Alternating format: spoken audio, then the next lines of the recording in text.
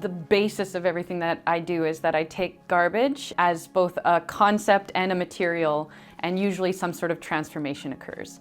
It's just kind of this blanket term that's put on anything that we don't want to categorize. And that's really crazy, actually. It's this magical word where I can like decree that something becomes garbage just by saying that it is. Depending on who you are, you might think something is garbage or you might think that it's valuable.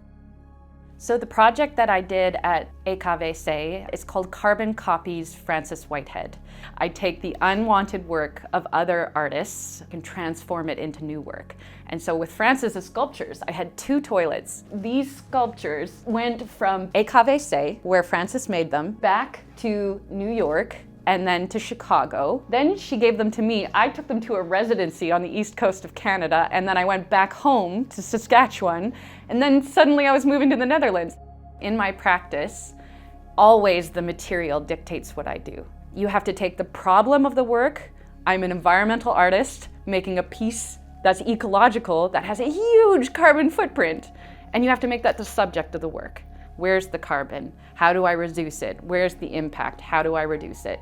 And then I thought, no, I need to take this back to KVC. I decided to crush them further and further down. Then finally I got to a point where I was like, no, this needs to be essentially powder.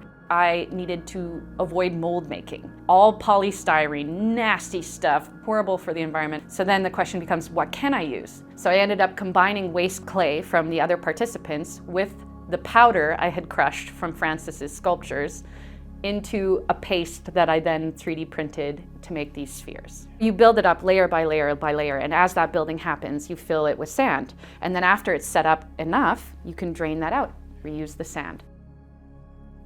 And in the end, I decided they would be a symbolic carbon offset, basically making them like gas tanks. So when I do the performance of these sculptures, I breathe in through my nose and out through my mouth into the sculpture, and it literally contains my breath. Some of them are 5 minutes worth of CO2 in my human breath. Some of them are an hour. This drawing came because I had the dream of making a 24-hour sculpture. I wanted to show people physically in space what 24 hours worth of CO2 produced by a single human was like. Drawing is a form of thinking, and it takes the pressure off as well. Not all things need to be made. Sometimes you can just let them exist as a drawing, and there's some really beautiful freedom in that.